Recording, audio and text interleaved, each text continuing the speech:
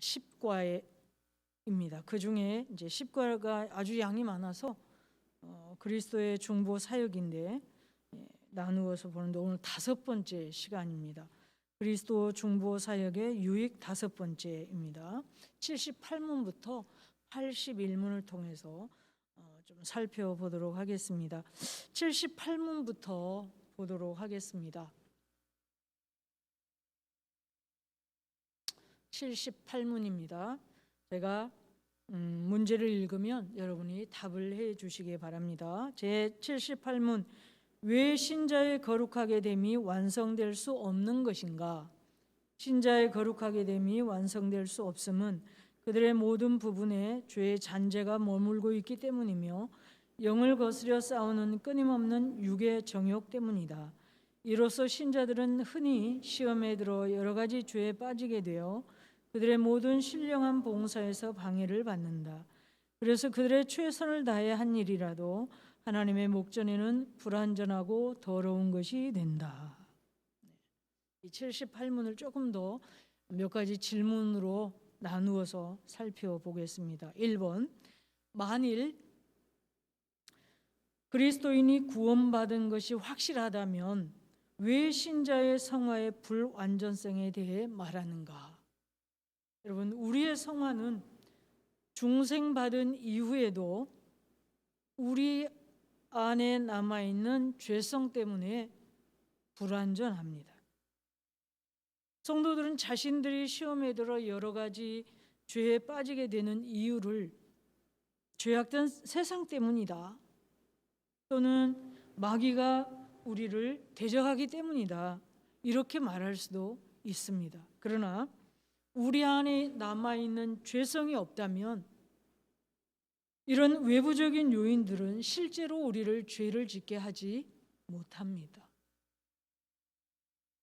마귀들은 우리의 죄성을 이용해서 우리 안에 있는, 오늘 답에 있는 것처럼 영을 거스려 끊임없이 일어나는 육의 정욕, 이런 것 때문에 사단은 그것을 이용해서 우리를 죄 짓도록 유혹하는 것이고 우리는 죄를 짓게 된다는 것입니다.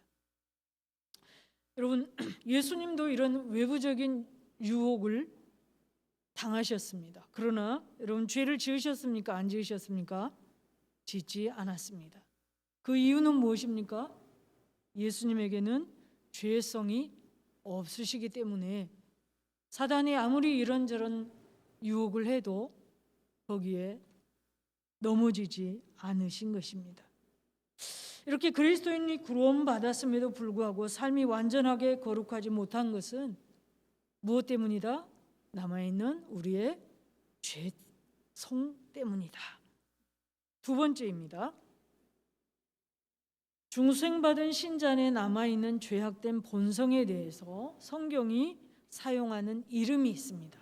우리의 죄악된 본성을 표현할 때 성경에서 이러저러한 용어들을 사용해서 우리의 죄성을 표현을 하는데, 보시면 옛사람이라는 표현을 씁니다. 그리고 육체, 내 지체 안에 있는 죄의 법, 굳은 마음, 내 속에 거하는 죄, 사망의 몸, 이런 이름들을 사용해서 우리 안에 남아있는 죄성을 표현을 합니다. 이런 여러 가지 표현들을 가지고 우리의 죄성을 표현하지만 주로 많이 사용하는 표현은 육체라는 표현입니다. 그런데 이 육체라는 용어도 다 죄악된 본성을 말하는 것이 아니라 3가지로 다르게 사용하고 있습니다. 그 유형을 보면 히브리서 2장 14절에는 자녀들은 혈과 육에 속하였음에, 여기서 육체는 신체, 우리 몸을 의미합니다. 이사야 40장 6절에 모든 육체는 풀이요 그의 모든 아름다움은 들의 꽃과 같으니, 이렇게 말씀하시는데 여기서 육체는 인간의 연약함을 말할 때 표현하는 것이죠. 그리고 로마서 7장 18절에서 내 속 곧 내 육신에 선한 것이 거하지 아니하는 줄을 아노니에서, 여기에서 육신이 바로 그리스도인 안에 나타나는 부패되고 오염된 인간 본성, 악한 본성을 의미합니다. 여러분, 그래서 이렇게 우리 안에 남아있는 이 죄악된 본성 때문에 우리는 어떻습니까? 늘 죄와 싸웁니다. 그래서 참된 그리스도인의 삶, 그러면 두 가지로 우리의 삶이 나뉘어집니다. 그렇다고 어떤 사람은 이쪽만 다 이렇게 살고 어떤 사람은 이렇게 살고 그런다는 것이 아니라 양쪽을 다 갖고 산다는 것이죠. 무엇입니까? 하나님과 함께하는 평강의 삶. 그런가 하면 여전히 남아있는 죄악되고 연약한 본성 때문에 죄와 투쟁하는 삶. 그 삶이 우리 안에 있습니다. 우리 삶에.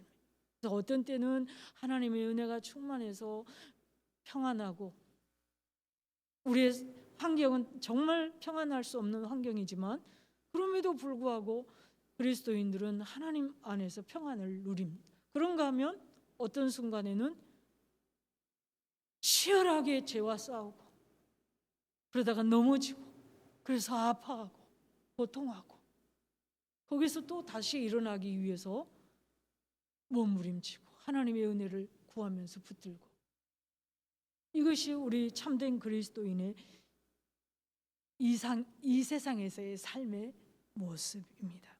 그래서 보스와 윌리엄스는 대요리 문답 강해에서 이렇게 말을 합니다. 제가 읽어드리면 이렇습니다. 만일 어떤 사람이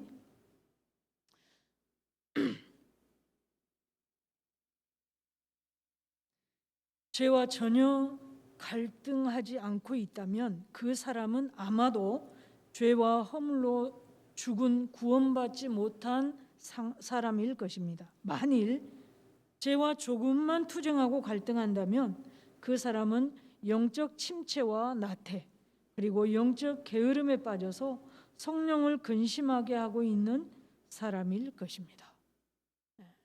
그러니까 그리스도인의 삶은 때로 평강도 누리지만 끊임없는 죄와 투쟁하는 삶이라는 것이죠. 그래서 갈라디아서 5장 17절에서 이렇게 말씀을 합니다. 육체의 소욕은 성령을 거스르고 성령은 육체를 거스르나니 이 둘이 대적함으로 너희가 원하는 것을 하지 못하게 하려 함이니라. 우리 그리스도인들은 하나님의 말씀을 따라 전적으로 순종하며 살기를 원하는 그런 간절한 소망이 있지만 우리 육체의 소욕은 계속해서 하나님에 속한 삶이 아니라 육체에 속한 삶을 살도록 계속해서 우리를 유혹하고 붙잡고 있다 그 말이에요. 그래서 우리 안에서 계속해서 두 마음이 싸우면서 때로는 성령의 인도함을 따라 승리하고 때로는 육체의 소욕을 따라 넘어져서 아파하고 그렇습니다. 그래서 경건한 성도들일지라도 이런 영적인 삶, 하나님께 예배하고 기도하고 또 말씀을 따라 순종하고 하나님의 교회 공동체를 위해서 봉사하고 이런 의무들이 힘들고 어려울 때가 있는 거예요. 항상 즐겁게 그 일만을 할 수 있는 건 아니라는. 왜 그렇습니까? 우리 안에 남아있는 죄성이 우리로 하여금 이런 영적인 일들을 행하지 못하도록 여전히 우리의 환경을 통해서 또 우리 안에 육적인 소욕을 통해서 방해하고 있기 때문에 그렇습니다. 그래서 우리는 그런 적의 그 괴략을 알고 살아간다면 조금 더 이기는데 도움이 될 것입니다.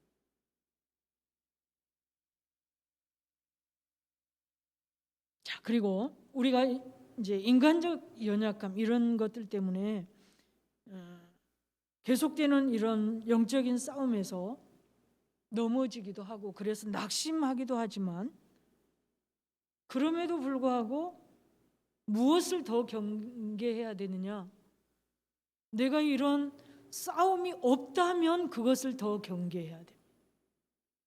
싸움이 있다는 것은 내가 지금 영적으로 깨어 있다는 증거예요. 그러나 이런 싸움마저 내가 하는지 안 하는지도 모르고, 내가 넘어져도 넘어진 줄도 모르고 그렇게 살아간다면 이거는 정말 우리가 우리의 삶을 점검해 봐야 되는 아주 중요한 포인트라는. 그리고 혹시라도 우리가 영적 싸움에서 승리해서 어떤 선한 일을 행한다 해도 하나님 앞에서는 여전히 불완전하다는 것을 생각하면서 겸손해야 한다. 이것을 우리는 꼭 기억해야 합니다. 우리가 어떤 선한 하나님의 성령의 인도하심을 따라 순종했다고 해서 그것으로 우리는 자랑할 만한 것은 없다는 것입니다. 그것마저도 우리에게 하나님 앞에서는 여전히 부족하고 완전하지 않기 때문에 그렇습니다. 두 번째로 79문을 보도록 하겠습니다. 참 신자들이 그들의 불완전과 그들이 빠진 여러 가지 유혹과 죄의 이유로 은혜의 상태에서 타락할 수 있는가? 답. 하나님의 변할 수 없는 사랑과 그들에게 궁극적 구원을 주시려는 하나님의 예정과 언약과 그리스도와의 나뉠 수 없는 연합과 그들을 위한 그리스도의 계속적인 강구와 그들 안에 거하는 하나님의 영과 씨로 인하여 참 신자들은 전적으로나 종국적으로 은혜의 상태에서 떨어질 수 없을 뿐만 아니라 하나님의 능력에 의해서 믿음으로 말미암아 구원에 이르기까지 보존된다. 여러분, 이 문답은 참 신자들이 구원의 은혜에서 완전히 떨어질 수 있는가 하는 것입니다. 그러니까 진정으로 중생함을 입은 참된 신자들에 대한 질문입니다. 기독교인을 자처하지만 진정으로 중생받지 않은 사람들에게는 해당되지 않습니다. 1번, 참된 신자가 은혜 상태에서 떨어질 수 있는가? 여러분, 있습니까? 없다면 성경을 통해서 그것을 증명해 보겠습니다. 다시 말씀드리면 성경에는 뭐라고 말씀하고 있는가? 참된 신자는 궁극적으로 은혜 상태에서 떨어질 수 없습니다. 성경이 이렇게 말씀하죠. 요한복음 10장 28절에서 내가 그들에게 영생을 주노니 영원히 멸망하지 아니할 것이요 또 그들을 내 손에서 빼앗을 자가 없느니라. 그러니까 정말로 구원받은 신자는 이 구원에서 떨어질 수 있다 없다? 없다. 왜? 하나님이 붙잡고 있기 때문에 하나님의 손에서 빼앗을 수가 없는 거야. 그 누구도. 로마서, 오늘 우리가 읽은 로마서 8장 35절부터 39절에서도 명확하게 그렇게 말씀합니다. 누가 우리를 그리스도의 사랑에서 끊으리요? 끊을 수 없다. 그 어떤 것도, 환난도 공고도 박해도 기근도 적신도 위험도 칼도, 그 어떤 것도 끊을 수 없다. 38절에 이렇게 말씀하죠. 내가 확신하노니. 그리고 39절 마지막에서 우리를 우리 주 그리스도 예수 안에 있는 하나님의 사랑에서 끊을 수 없으리라. 우리 성도들이 궁극적으로 은혜의 상태에서 떨어지지 않는 것은 우리 구원이 누구 손에 있기 때문입니까? 우리의 능력, 우리의 열심, 우리의 신실함 때문이 아니기 때문에 그렇습니다. 우리의 구원은 하나님의 사랑과 능력에 달려있기 때문에 이 은혜의 상태에서 떨어질 수 없습니다. 우리의 구원을 이루신 하나님은 어떤 하나님이십니까? 그의 사랑에서 불변하십니다. 변함이 없어요.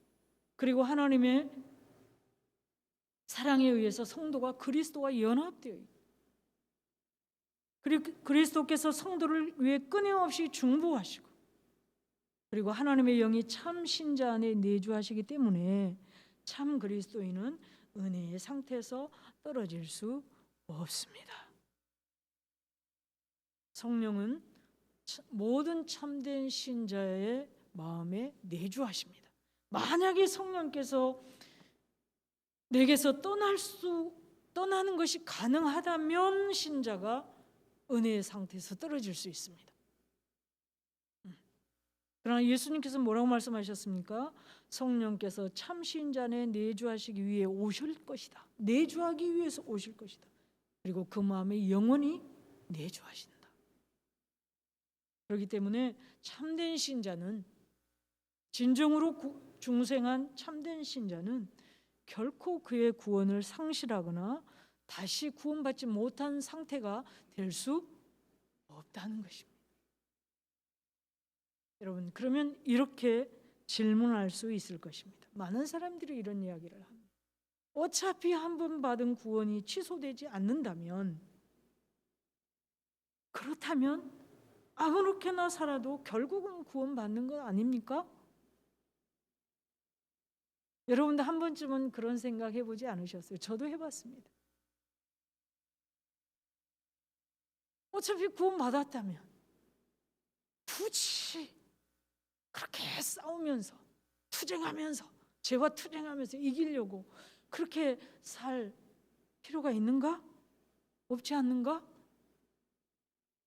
여러분, 여기에 대한 답변이 로마서 6장 15절에서 이렇게 답변합니다.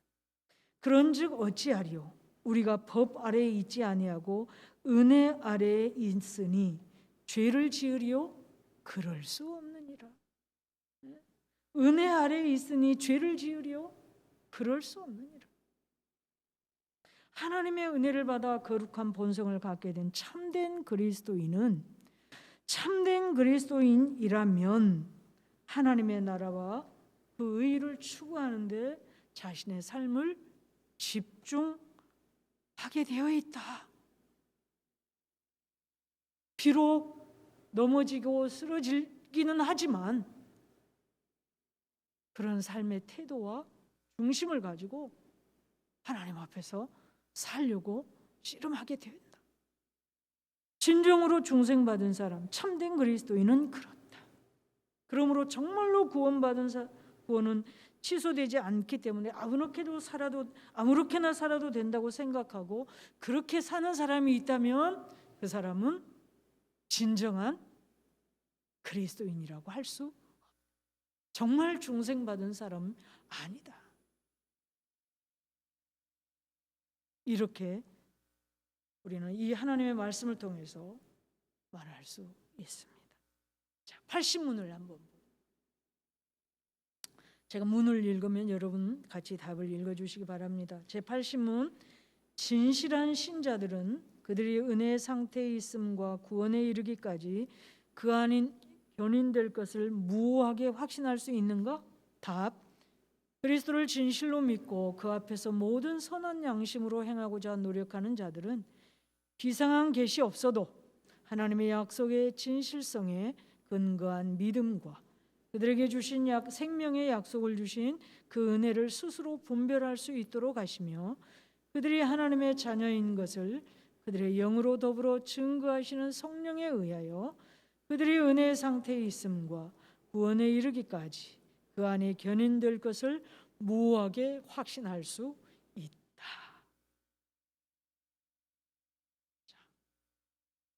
구원과 구원의 확신은 여러분 같은 것일까요? 다를까요?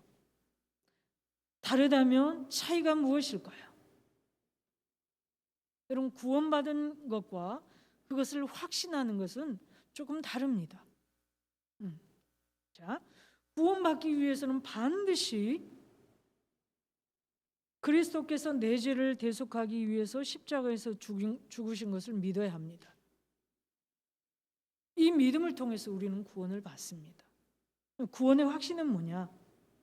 그리스도께서 우리를 위해 행하신 일을 믿어야 할 뿐만 아니라 지금 우리를 위해 우리 안에서 역사하신다는 것을 믿고 그 역사하심을 따라 순종하며 살 때 확신할 수 있습니다. 그러니까 구원받은 사실과 그것을 확신하며 사는 것은 조금 다르다는 것이죠. 자, 이제 조금 살펴보면서 그 부분을 보겠습니다. 구원의 확신의 근거는 무엇인가? 우리가 무엇을 통해서 우리의 구원이 확실하다고 믿을 수 있는가? 나는 구원받았어. 이러이러한 것을 볼 때 나는 분명히 구원받은 사람이야 하고 확신할 수 있는가 하는 것이죠. 첫 번째, 구원의 확신의 근거는 하나님의 변치 않는 약속입니다. 하나님 뭐라고 약속을 하셨습니까? 히브리서 7장 25절을 보시면 이렇게 약속하셨습니다. 같이 한번 읽을까요? 그러므로 자기를 힘입어 하나님께 나아가는 자들을 온전히 구원하실 수 있으니 이는 그가 항상 살아계셔서 그들을 위하여 간구하심이라. 온전히 구원하실 수 있다. 하나님이 그렇게 우리를 구원하실 수 있다고 말씀하셨다. 하나님의 이런 약속이 없다면 우리는 절대로 구원을 확신할 수 없습니다. 하나님의 분명한 우리를 향한 구원의 약속이 있기 때문에 그 약속을 근거로 해서 우리는 나는 구원받은 사람. 왜? 내가 예수 그리스도를 내 죄를 위해서 죽으심을 믿기 때문에. 그렇게 믿는 자는 하나님이 구원하신다고 약속하셨으니까. 두 번째는 무엇을 통해서 우리가 구원받은 것을 확신할 수 있는가? 변화된 마음과 삶에 나타나는 증거들입니다. 고린도후서 5장 17절을 보면 이렇게 말씀하시죠. 그런즉 누구든지 그리스도 안에 있으면 새로운 피조물이라. 이전 것은 지나갔으니 보라 새 것이 되었도다. 여러분, 내가 올바로 믿는지 그렇지 않는지, 나의 믿음이 진정한 것인지 아니면 스스로 속이는 것인지, 믿고 있다고 믿고 있는 것 있지는 않는지 우리가 어떻게 알 수 있는가? 그것은 바로 새로운 피조물로서의 새로운 삶의 모습, 이것을 통해서 내가 바로 믿고 있구나 이렇게 확신할 수 있다는 것이죠. 여러분, 새로운 삶의 모습으로 변화 없이 하나님의 말씀을 단순히 받아들이는 것만으로는 우리는 구원을 확신할 수는 없습니다. 물론 전적으로 우리가 다 하나님 말씀에 100% 순종할 수 있다는 말은 아닙니다. 때로 쓰러지고 넘어지고 죄와의 투쟁에서 우리의 욕심으로 인해서 때로 하나님에 속한 것보다는 죄에 속한 것을 따르기도 하지만, 그래서 힘들고 그것 때문에 괴롭고 그것 때문에 아프고, 그래서 다시 돌이키기 위해서 또 전투를 벌이지만, 이런 반복이 우리의 삶에 계속해서 있지만, 그럼에도 불구하고 그 하나님 말씀을 따라 살고자 하는 이런 삶의 태도, 중심, 이런 것들이 우리 안에서 있다는 것은 그것이 바로 변화된 모습이라는 거예요.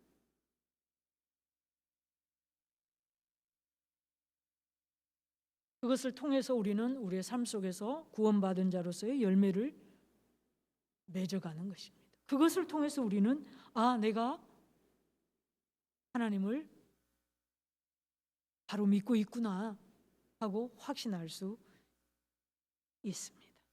요한일서 2장 3절부터 6절을 보면 이렇게 말씀하시죠. 우리가 그의 계명을 지키면 이로써 우리가 그를 아는 줄로 알 것이요, 그를 아노라고 그의 계명을 지키지 아니하는 자는 거짓말하는 자요, 진리가 그 속에 있지 아니하되 누구든지 그의 말씀을 지키는 자는 하나님의 사랑이 참으로 그 속에서 온전하게 되었나니 이로써 우리가 그의 안에 있는 줄을 아노라. 그래서 핫지 박사는 웨스트민스터 신앙 고백서 해설에서 그릇된 확신과 참된 확신을 구분하는 4가지 시금석이 뭡니까? 기준이 되는 것이죠. 이런 것들을 통해서 우리가 바로 참된 확신을 가지고 사는지 잘못된 확신 속에서 살고 있는지를 구분할 수 있다고 제시를 합니다. 첫 번째는 참된 확신은 거짓 없는 겸손을 생산한다. 그러나 그릇된 확신은 영적 교만을 낳는다.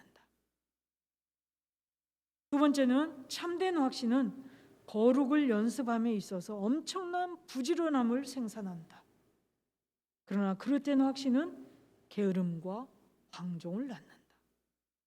앞에서 설명드렸던 것들이죠. 그런 것들이 지금 이렇게 정리해서 나오고 있습니다. 세 번째는 참된 확신은 정직하게 자기를 점검하며 하나님의 뜻에 맞게 생활하는지를 살핀다. 그러나 그릇된 확신은 외적인 모습에 만족하게 한다. 네 번째, 참된 확신은 하나님과의 교제를 끊임없이 갈망하게 만든다. 그러나 그릇된 확신은 그것을 열망하지 않는다. 여러분 안에 겸손, 거룩을 향한 연습, 정말 자신을 객관적으로 잘 점검하고 하나님의 뜻에 맞게 살려고 하는 삶의 태도, 그러면서 순종해 가는, 그리고 하나님과 교제를 계속해서 원하고 소망하고 그것을 갈구하고, 여러분이 그런 모습들이 있다면 여러분의 구원을 확신하면서 살 충분한 근거가 된다. 그 말씀입니다. 여러분, 우리가 누누이 계속해서 듣는 이야기지만 하나님은 하나님의 자녀들에게 하나님의 자녀이기 때문에 자녀됨의 삶을 살고자 하는 선한 요구를 우리 안에 계속해서 일으키십니다. 우리가 거기에 순종하지 못할 뿐이지 계속해서 일으킵니다. 그럼 우리가 계속해서 그것을 억제해 버린다면 성령의 감화 감동은 약화됩니다. 우리가 비록 때로 넘어지기도 하지만 그래도 그 성령의 인도하심, 요구하심을 따라 살려고 순종하고 또 순종해 갈 때 그 요구는 훨씬 더 강력하게 우리 안에서 일어나고 순종할 힘도 훨씬 더 강력해집니다. 우리 안에 두 마음, 어느 것을 순종하며 내가 사느냐에 따라서 내 삶이 지배를 당한, 요구도 커지고 작아지고, 육체의 소욕을 따라 살아가면 육체의 소욕이 점점점 강해집니다. 성령의 소욕은 약해집니다. 그러나 우리가 성령의 소욕을 따라 계속해서 순종하여 살아가면 성령의 소욕은 훨씬 더 강력한 힘을 갖게 되고 육체의 소욕은 힘이 약해져요.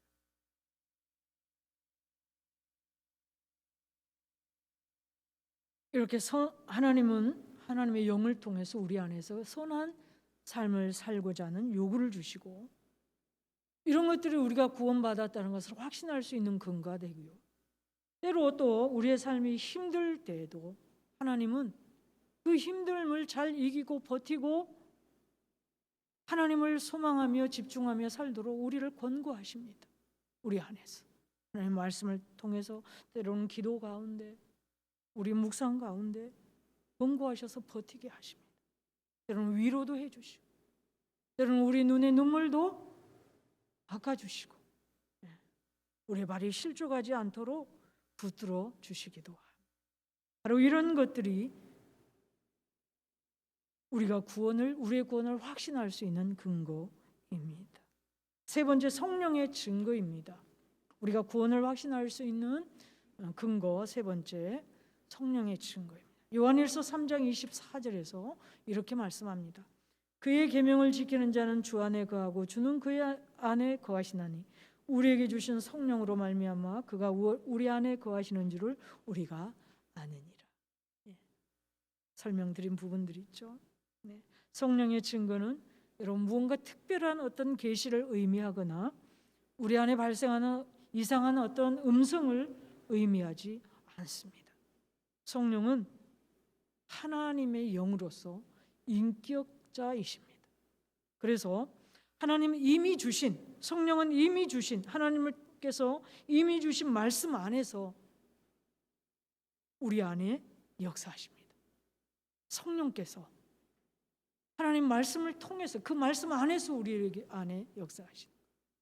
말씀 밖에 어떤 새로운 누구야 이렇게 해라, 우리는 이 성령에 대해서 잘못 이해하면 우리는 신비로운 어떤 계시, 하나님의 말씀과는 상관없이 신비한 것을 자꾸 생각을 합니다. 그러나 성령은 그렇지 않습니다. 성령은 이미 주신 말씀 안에서 우리 안에 역사하십니다. 자, 81문 제가 답을 읽습니다. 여러분이 제가 문을 읽으면 여러분 답을 읽어 주십시오. 제81문 모든 진실한 신자들은 그들이 지금 은혜 상태에 있음과 장차 구원받을 것을 항상 확신하는가? 답. 은혜와 구원의 확신이 신앙의 본질에 속한 것이 아니므로 진실한 신자들도 확신에 이르기까지 오래 기다릴 수 있으며 이러한 확신을 누린 후에도 다양한 병리, 죄, 유혹, 이탈 등으로 인하여 확신이 약화되거나 중단되기도 한다. 그러나 하나님의 영이 버려두지 않고 동행하며 붙드심으로 결단코 전적인 절망에 빠지지 않도록 지키신다. 대교리 문답에서 구원의 확신이 신앙의 본질적 요소가 아니라는 말은 무엇을 의미하는가 질문합니다. 구원받은 참된 신자라 해도 그의 의식 속에서 구원을 확신하지 못할 수도 있다는 것입니다. 구원받았어요. 그러나 내가 그 구원을 확신하며 살 수도 있고 그런 확신을 누리지 못하며 살 수도 있어요. 확신이 없다면 그 사람은 구원받지 못했느냐? 그렇게 말할 수 없다는 것입니다. 우리가 구원과 구원의 확신이 조금 다르다고 설명드린 부분이 바로 이 부분입니다. 구원은 예수 믿으면 구원받아요. 그럼 확신은 그 믿음과 함께 내 삶이 따를 때 내가 확신할 수 있다. 성령을 통해서. 이 확신 없이 구원받은 사람도 있을 수 있다. 구원받아서도 확신 없이 살 수 있다. 두 번째, 한 번 구원의 확신을 얻은 이후에 그것을 상실할 수 있는가? 구원은 상실되지 않지만 구원의 확신은 때로 상실할 수도 있다. 네. 언제 우리는 구원의 확신을 상실합니까? 내가 죄에 넘어지거나 때로는 하나님께서 내 삶에 어떤 특별한 역사를 하시기 위해서 그렇게 하시기도 하고 여러 가지 이유들로 인해서 구원의 확신을 놓칠 수도 있습니다. 시편 143편 2절부터 4절을 보시면 이렇게 말씀합니다. 주의 종에게 심판을 행하지 마소서. 주의 눈앞에는 의로운 인생이 하나도 없나이다. 원수가 내 영혼을 핍박하며 내 생명을 땅에 엎어서 나로 죽은 지 오랜 자같이 나를 암흑 속에 두셨나이다. 그러므로 내 심령의 속에서 상하며 내 마음이 내 속에서 참담하니이다. 여러분, 이렇게 이 시편의 시인처럼 어렵고 힘든 상황이 오랜 시간 지속되면 구원의 기쁨이 사라질 수도 있습니다. 그렇기 때문에 우리는 구원의 확신을 유지하기 위해서 하나님의 은혜의 방편들을 신실하게 사용할 필요가 있습니다. 하나님께서 우리에게 주신 은혜를 누리는 통로가 있습니다. 그것은 바로 하나님의 말씀, 가까이 하는 것입니다. 하나님이 우리에게 주신 약속들을 계속해서 묵상하는 것입니다. 그리고